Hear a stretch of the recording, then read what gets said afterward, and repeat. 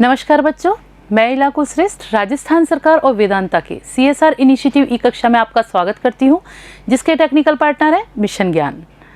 आज हम विज्ञान के 9th चैप्टर प्रकाश का 9वां भाग शुरू करेंगे, जिसमें हम आज लेंस के बारे में चर्चा करेंगे। पर उससे पहले पिछली बार दिए गए दोनों प्रश्नों को हल करेंगे।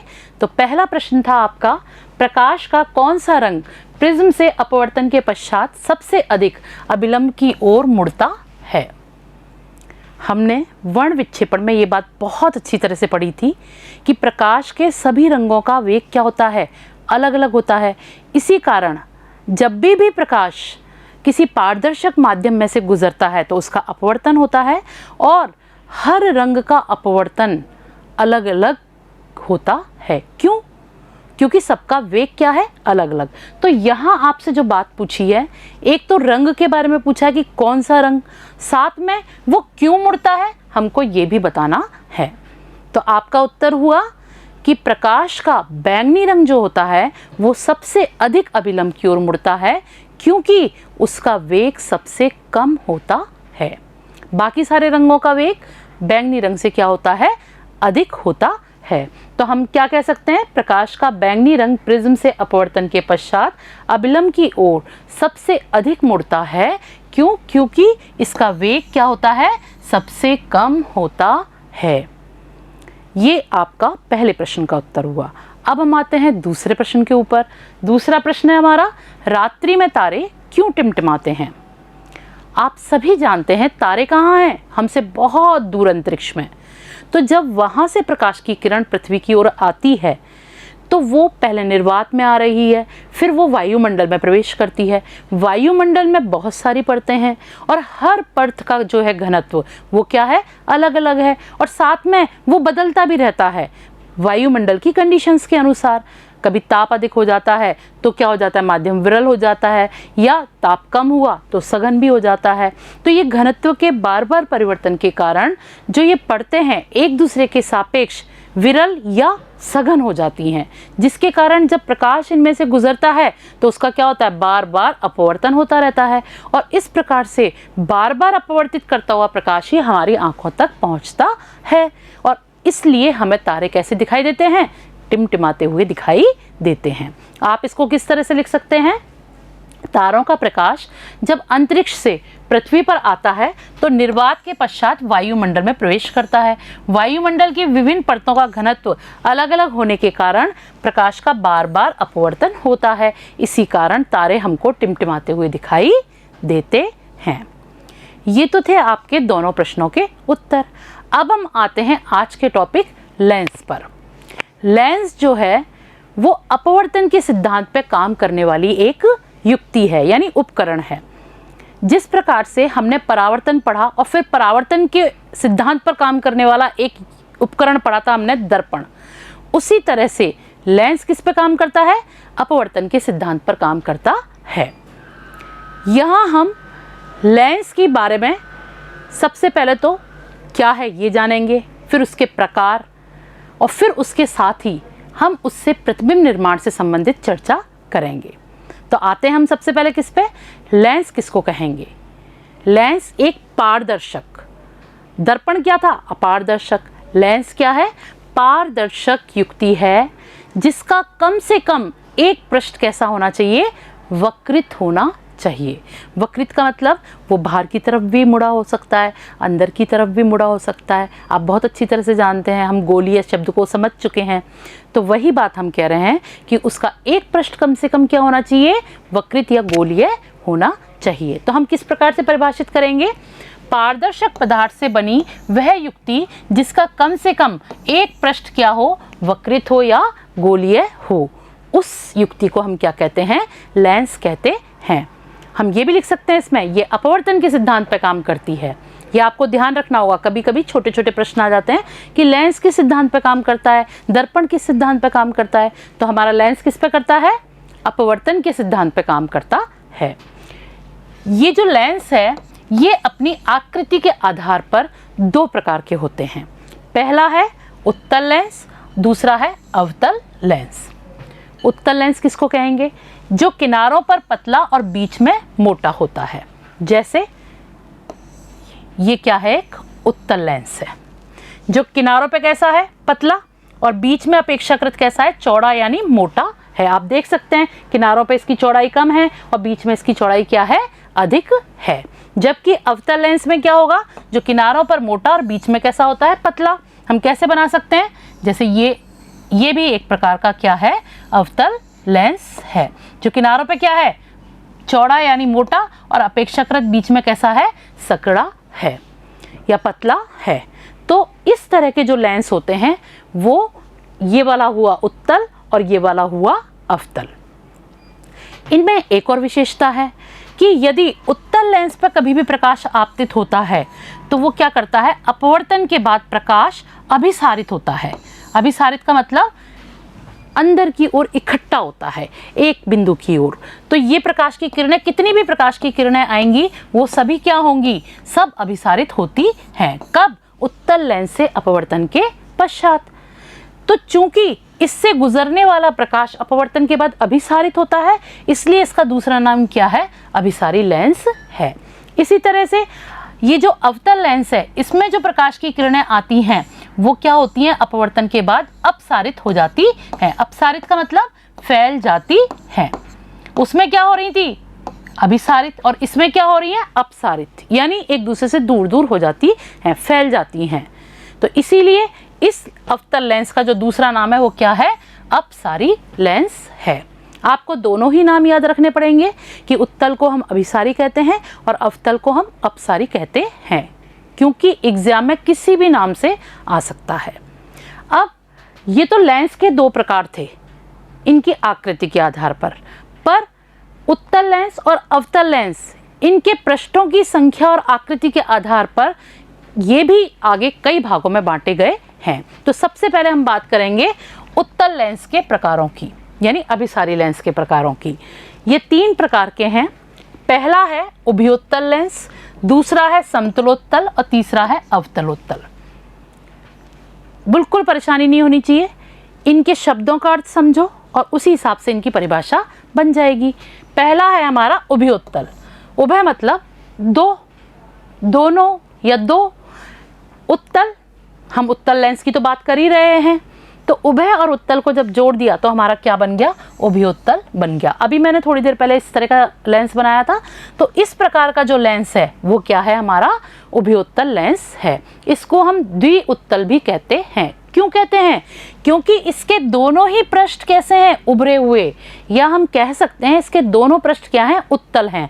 ये भी देख लीजिए पृष्ठ उभरा हुआ है और ये भी पृष्ठ कैसा है, उभरा हुआ, यानी दोनों पृष्ठ कैसे हुए, उत्तल आकृति के हुए। इसलिए ये वाला जो लेंस है वो क्या कहलाएगा, उभयोत्तल। इसका दूसरा नाम है द्विउत्तल लेंस। दूसरा हुआ समतलोत्तल लेंस, नाम से ही पता चल रहा है, जिसका एक पृष्ठ क्या है, समतल, और एक पृष्ठ क्या है, उत्तल, यानी उभरा हुआ। तो इस तरह का जो लेंस है वो क्या कहलाता है, समतलोत्तल लेंस कहलाता है। अगला आया अवतलोत्तल, जिसमें एक पृष्ठ अवतल यानी अंदर की ओर वक्रित है और एक पृष्ठ कैसा है, बाहर की ओर वक्रित है, यानी उभरा हुआ है, यानी उत्तल प्रकार का है। तो ये क्या हो गया, अवतल प्लस उत्तल, तो इसको हम कहेंगे अवतलोत्तल लेंस। तो इस प्रकार से उत्तल लेंस हमारे कितने प्रकार के हुए, 3 प्रकार के। अब हम बात करते हैं अवतल लेंस की। ये भी कितने प्रकार के हैं, 3 प्रकार के हैं। पहला उभयावतल लेंस, दूसरा समतलावतल लेंस, तीसरा उत्तलावतल लेंस। ये 3 हैं। इसमें भी नाम से ही पता चल रहा है, उभयावतल यानी जिसके दोनों पृष्ठ कैसे हैं, अवतल आकृति के, दोनों पृष्ठ अंदर की ओर वक्रित हैं। आप देख लीजिएगा, ये भी पृष्ठ अंदर की ओर वक्रित है और ये भी, यानी अवतल प्रकार का हो गया ये। तो इसको हम क्या कहेंगे, उभयावतल। इसका दूसरा नाम है द्विअवतल लेंस। अब आया समतलावतल लेंस, एक पृष्ठ समतल और दूसरा पृष्ठ अवतल, तो इसको हमने क्या कह दिया, समतलावतल लेंस कह दिया। समतल प्लस अवतल यानी समतलावतल।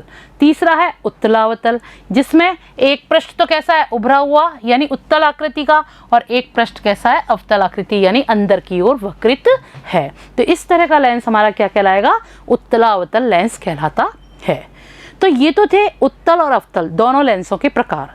पर आपकी किताब में या आपके कोर्स में जो प्रतिबिंबों का निर्माण है वो केवल किससे है, उभयावतल, और साथ में किससे है, उभयोत्तल। यानी द्विउत्तल और द्विअवतल लेंसों से ही प्रतिबिंब निर्माण के बारे में बताया गया है। इन लेंसों को हमें यहाँ पे केवल परिभाषा याद करनी है सबकी, इनके चित्र बनाने आने चाहिए हमें। ये बहुत सरल और बहुत छोटा क्वेश्चन है पर इम्पोर्टेंट भी है, आ भी सकता है आपके।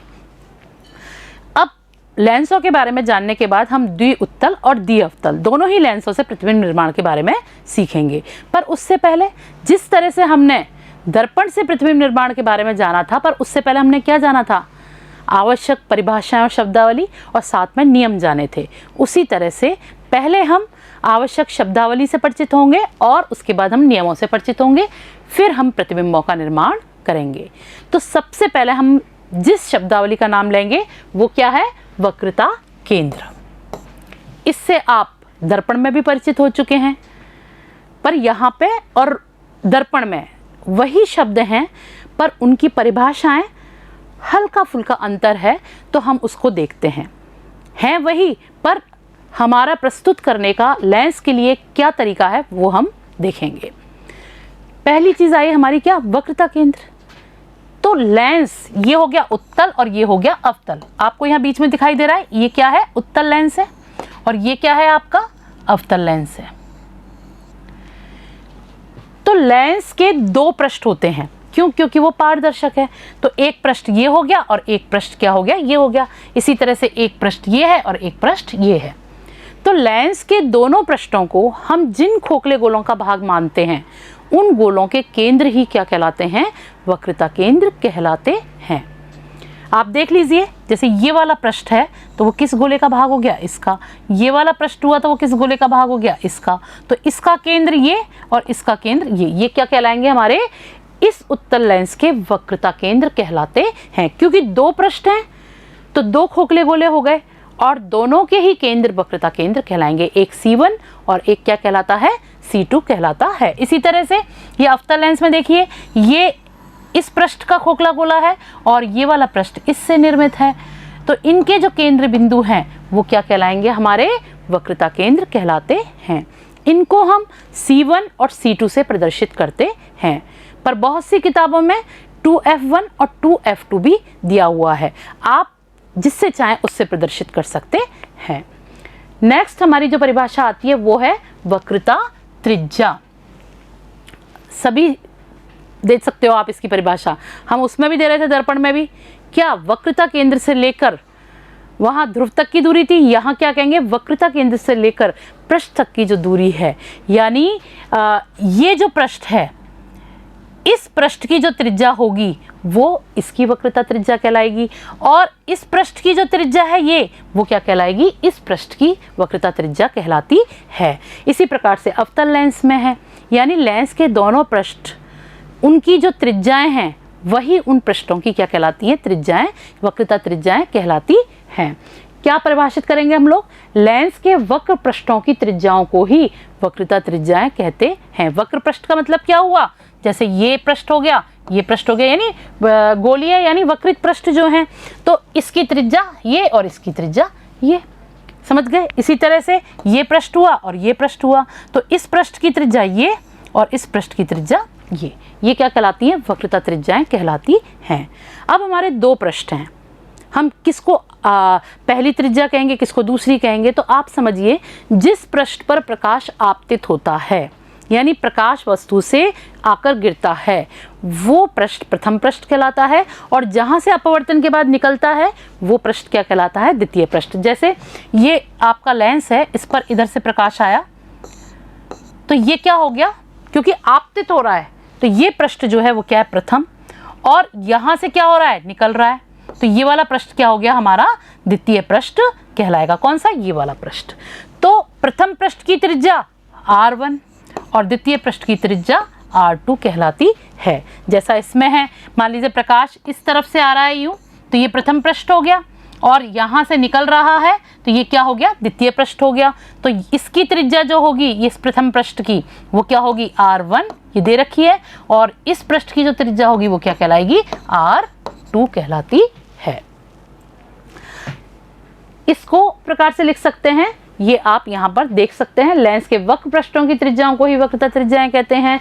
लेंस के जिस पृष्ठ पर प्रकाश आपतित होता है उसे हम प्रथम पृष्ठ, और जिस पृष्ठ से बाहर निकलता है उसको हम द्वितीय पृष्ठ कहते हैं। इसको हम R1 R2 या फिर हम कैपिटल R1 R2 से प्रदर्शित कर सकते हैं। आप किसी से भी कर सकते हैं, मैंने यहाँ कैपिटल R से किया है, आप स्मॉल r से भी प्रदर्शित कर सकते हैं। नेक्स्ट बिंदु हमारा आता है मुख्य अक्ष। बहुत सरल है इसकी परिभाषा। दोनों वक्रता केंद्रों को मिलाने वाली जो सरल रेखा है उसी को हम क्या कहते हैं? मुख्य अक्ष कहते हैं, चाहे वो अवतल लेंस हो चाहे उत्तल लेंस हो। अवतल लेंस में देखिए, ये वक्रता केंद्रों के ऊपर से जो सरल रेखा गुजर रही है इसको हम क्या कहेंगे? मुख्य अक्ष कहेंगे। ऐसे ही उत्तल लेंस में जो वक्रता केंद्रों के ऊपर से सरल रेखा गुजर रही है, यानी दोनों वक्रता केंद्रों पर से जो सरल रेखा जा रही है उसी को हम क्या कहते हैं? मुख्य अक्ष कहते हैं। हम किस प्रकार से परिभाषित करेंगे? लेंस के वक्रता केंद्रों से गुजरने वाली सरल रेखा को मुख्य अक्ष कहते हैं।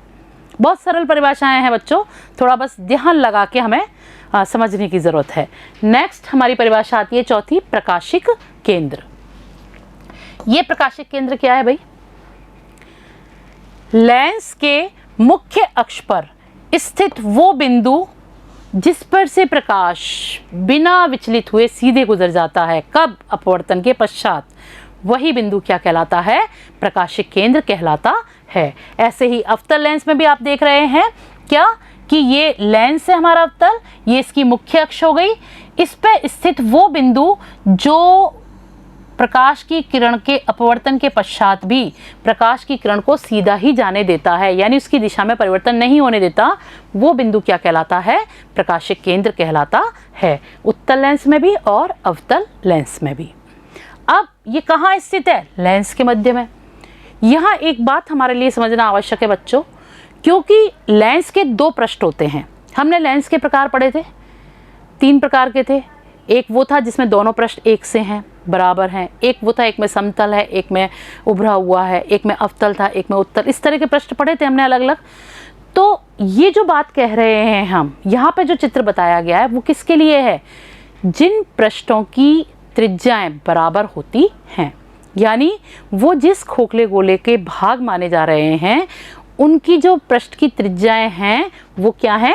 बराबर। यानी इस पृष्ठ की त्रिज्या और इस पृष्ठ की त्रिज्या जो दोनों क्या है? बराबर। मान लीजिए ये पृष्ठ है इसका और ये इसका पृष्ठ है, तो ये जो त्रिज्या होगी इसकी, यानी वक्रता केंद्र से जो दूरी आएगी वो क्या होगी? इनकी बराबर होगी।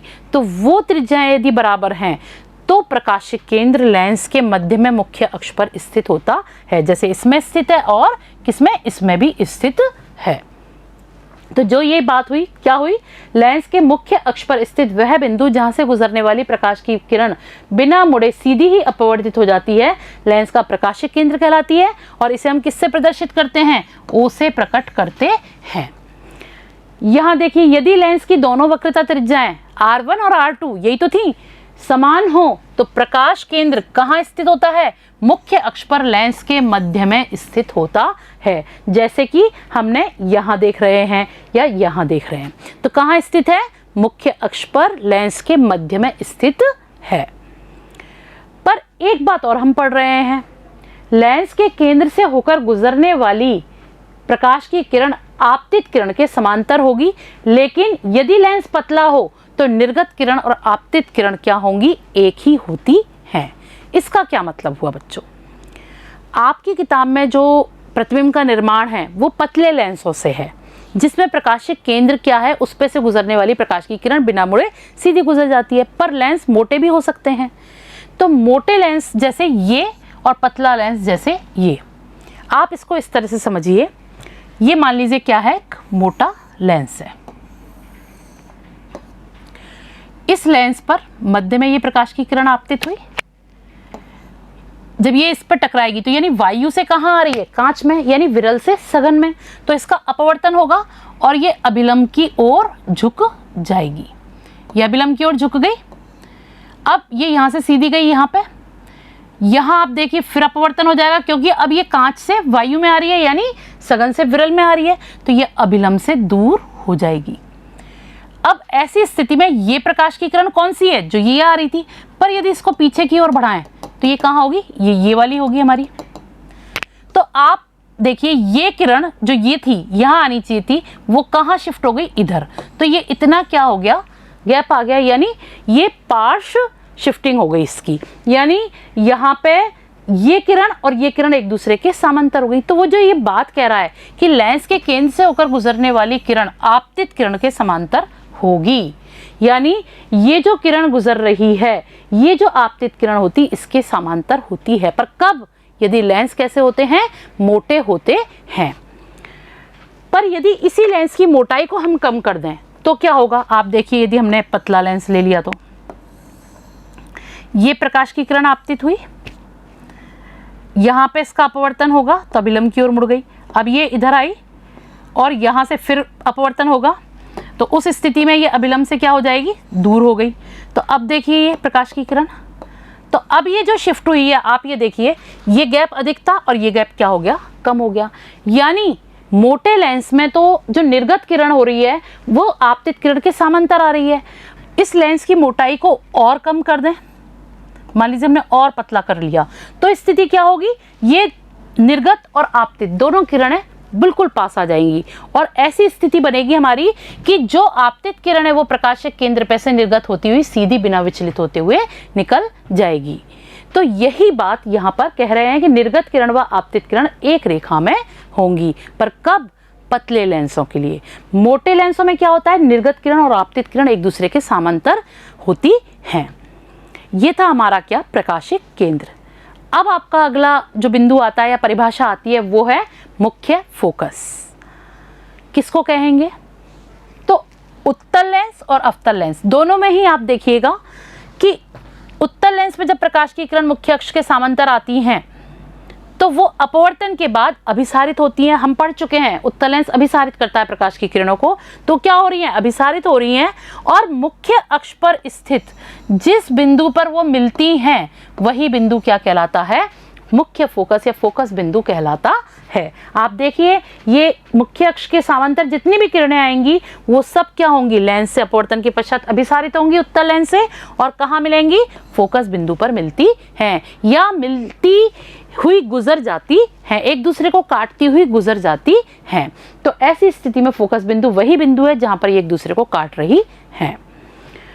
अवतल लेंस में क्या होगा भाई, अवतल लेंस में क्या होता है, प्रकाश की किरणें मुख्य अक्ष के समांतर आ रही हैं, ये मुख्य अक्ष पे भी आ रही हैं। अब ये क्या होगा, क्या करता है, अपसारित करता है। इसने क्या कर दिया, अपसारित कर दिया, यानी क्या कर रहा है, ये फैला रहा है प्रकाश की किरणों को। तो जब ये एक दूसरे से दूर हो रही हैं तो ये तो मिलेंगी नहीं, पर यदि इनको हम पीछे की ओर बढ़ाएं तो ये मुख्य अक्ष पर स्थित फोकस बिंदु पर मिलती प्रतीत होती हैं, या हम ये कह सकते हैं कि ये फोकस बिंदु से आती हुई प्रतीत होती हैं। तो हम क्या परिभाषा देंगे इस फोकस बिंदु की, मुख्य अक्ष के समांतर लेंस पर आपतित किरणें अपवर्तन के पश्चात मुख्य अक्ष पर स्थित जिस बिंदु पर मिलती हैं या मिलती प्रतीत होती हैं उसे ही हम क्या कहते हैं, मुख्य फोकस कहते हैं, या हम कह सकते हैं फोकस बिंदु कहते हैं। लेंस के बाईं तरफ के फोकस बिंदु को F1 और दाईं तरफ के फोकस बिंदु को हम क्या कहते हैं, F2 कहते हैं। इसका क्या मतलब हुआ भाई, पहली बात तो दो फोकस बिंदु क्यों हैं, F1 और F2, दर्पण में तो एक ही था, इसलिए बच्चों क्योंकि दर्पण क्या था, अपारदर्शक वस्तु थी और ये क्या है, पारदर्शक। तो पारदर्शक कोई भी वस्तु होगी, ये इसमें जो प्रकाश है वो दोनों ही तरफ से आपतित हो सकता है। मान लीजिए वस्तु इधर है तो इधर से आपतित होगा, अगर इधर वस्तु होगी तो इधर से आपतित होगा, तो इधर से आपतित प्रकाश इधर से निकलेगा, इधर से आपतित प्रकाश इधर से निकलेगा। तो जिस तरफ से भी निकलेगा और जहां पर ये मिलेगा या मिलता हुआ प्रतीत होगा, तो ऐसी स्थिति में क्या होगा, हमारे दो फोकस बिंदु हो सकते हैं। तो ये हो गया F1 और ये हो गया F2। अब यहाँ पर एक बात कही गई है कि बाईं ओर का फोकस बिंदु F1 और दाईं ओर का फोकस बिंदु क्या कहलाता है, F2। तो हम दाईं ओर का F1 और बाईं ओर का F2 क्यों नहीं कर सकते भाई, कर सकते हैं, पर हम कार्तीय चिन्ह प्रणाली को अपनाते हैं और उस प्रणाली के अनुसार कुछ हमारे मापदंड हैं जिसके तहत हम क्या करते हैं, वस्तु को कहाँ रखते हैं, बाईं ओर।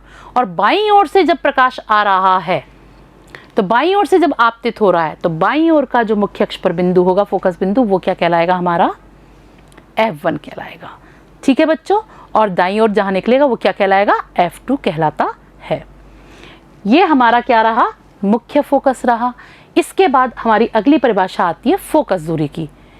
बहुत सरल लग रही होगी, क्योंकि फोकस बिंदु पड़ा तो फोकस बिंदु और प्रकाशिक केंद्र के बीच की जो दूरी है वो क्या कहलाएगी, फोकस दूरी कहलाएगी। तो यहाँ पे आप देख सकते हैं, ये इसका क्या है, यहाँ पे लेंस में प्रकाशिक केंद्र है और ये इसका फोकस बिंदु है। तो ये जो बीच की दूरी है ये क्या है, फोकस दूरी है। इसी तरह से यहाँ लेंस के मध्य में प्रकाशिक केंद्र O और ये F1, तो यहाँ की जो बीच की दूरी है वो क्या कहलाएगी, फोकस दूरी कहलाती है। इसको किससे प्रदर्शित करते हैं, स्मॉल f से प्रदर्शित करते हैं।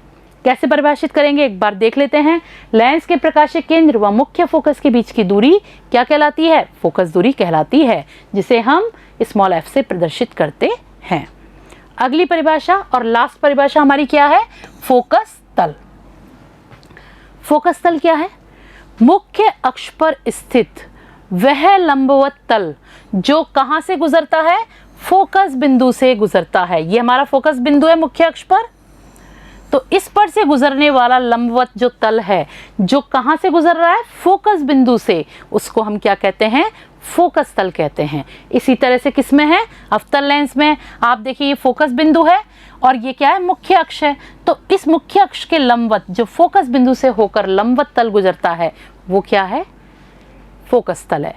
और ये क्या काम आता है, आप जब भी कैमरे से फ़ोटो खींचते हैं या हम कुछ भी कैमरे के द्वारा करते हैं तो हम सही और स्पष्ट प्रतिबिंब प्राप्त करने के लिए हम किस पर उसको एडजस्ट करते हैं, फोकस तल पर।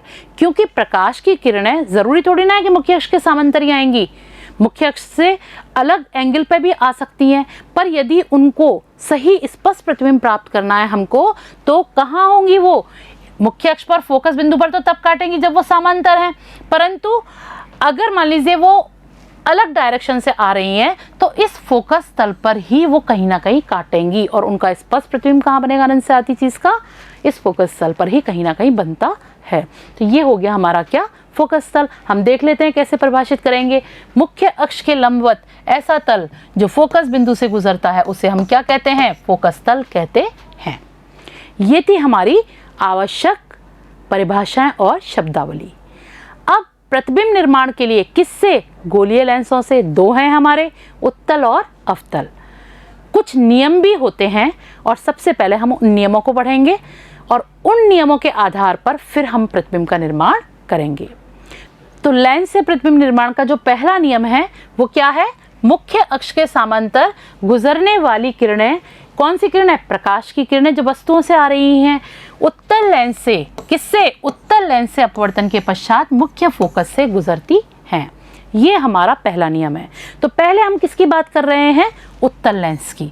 यहाँ आप उत्तल लेंस को देखिए, इसमें जो भी किरणें मुख्य अक्ष के समांतर आ रही है, मुख्य अक्ष कौन सा है, ये जिस पर हमारा फोकस बिंदु स्थित है, ये क्या है, हमारा मुख्य अक्ष है। अब इस पर समांतर आने वाली सारी किरणें लेंस से अपवर्तन के बाद कहाँ जाती हैं, मुख्य अक्ष पर स्थित फोकस बिंदु से गुजरती है। आप देखिए सारी प्रकाश की किरणें कहाँ काट रही हैं, इस फोकस बिंदु पर काट रही हैं। तो हमारा उत्तल लेंस से प्रतिबिंब निर्माण के लिए जो पहला नियम, यानी हम जो प्रकाश की किरण का इस्तेमाल करेंगे, अगर हम मुख्य अक्ष के समांतर वाली का करते हैं तो क्या करेंगे, उसे अपवर्तन के पश्चात मुख्य अक्ष पर स्थित फोकस बिंदु से होकर गुजार देंगे, यानी फोकस बिंदु से होकर गुजर जाएगी। तो ये तो किसके लिए था, उत्तल लेंस के लिए था पहला नियम। अब हम बात करेंगे किसकी, अवतल लेंस की। यहाँ हमारा क्या है, ये अवतल लेंस। इसमें जो प्रकाश की किरण मुख्य अक्ष के समांतर आती हैं वो क्या होती हैं, अपसारित हो गई। अपसारित हो गई तो वो मिलेंगी नहीं, पर यदि उनको पीछे की ओर बढ़ाया जाए, ये ग्रीन रंग का दिख रहा है आपको, तो पीछे बढ़ाने पर वो मुख्य अक्ष पर स्थित फोकस बिंदु पर मिलती प्रतीत होती हैं।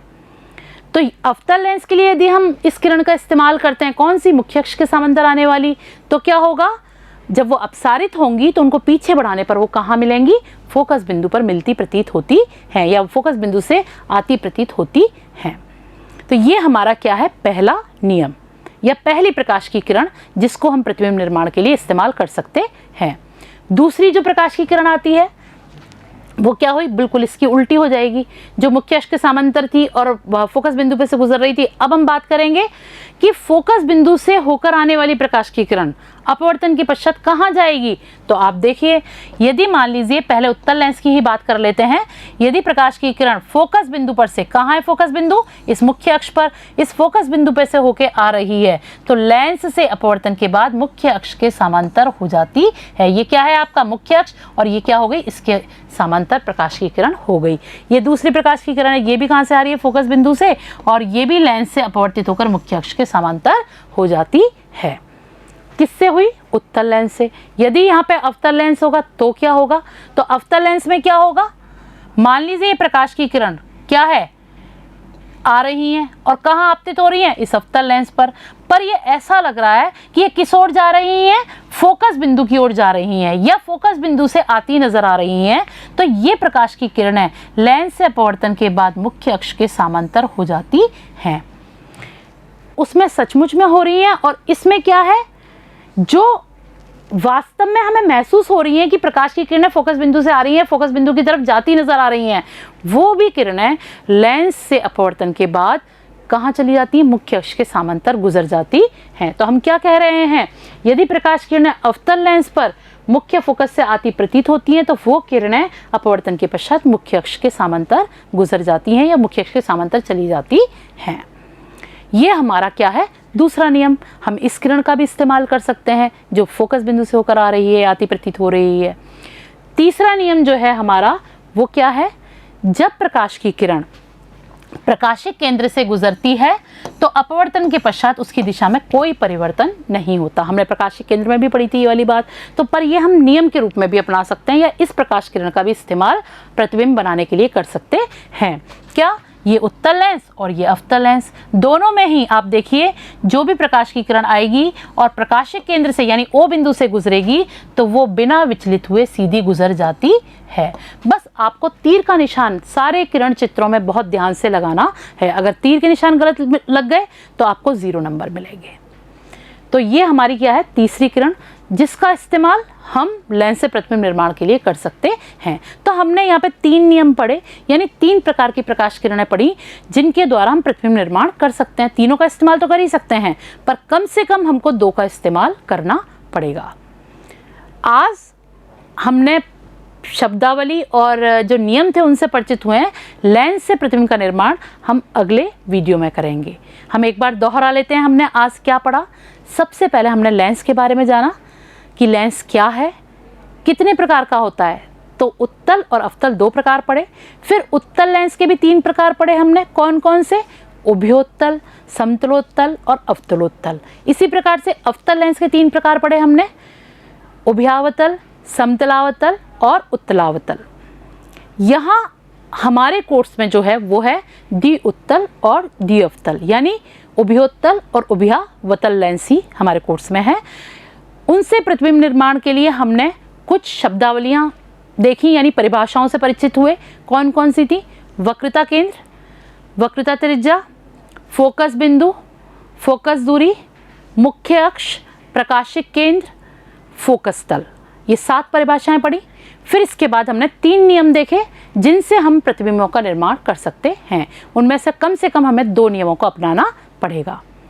अब आते हैं हम आज के टॉपिक पर दिए गए 2 प्रश्नों को। आप उनको कॉपी में नोट करिएगा, उनके उत्तर हम नेक्स्ट वीडियो में चेक करेंगे। तो पहला प्रश्न है आपका, लेंस का वक्रता केंद्र किसे कहते हैं। लेंस का वक्रता केंद्र किसे कहते हैं, यह आपका पहला प्रश्न है। दूसरा प्रश्न है आपका, प्रकाशिक केंद्र से गुजरने वाली प्रकाश की किरण अपवर्तन के पश्चात किस ओर गमन करती है। प्रकाशिक केंद्र से गुजरने वाली प्रकाश की किरण अपवर्तन के पश्चात किस ओर गमन करती है। नोट कर लीजिएगा आप दोनों प्रश्नों को। तो मिलते हैं नेक्स्ट वीडियो में अगले टॉपिक के साथ, यानी लेंस से प्रतिबिंब निर्माण के लिए। धन्यवाद।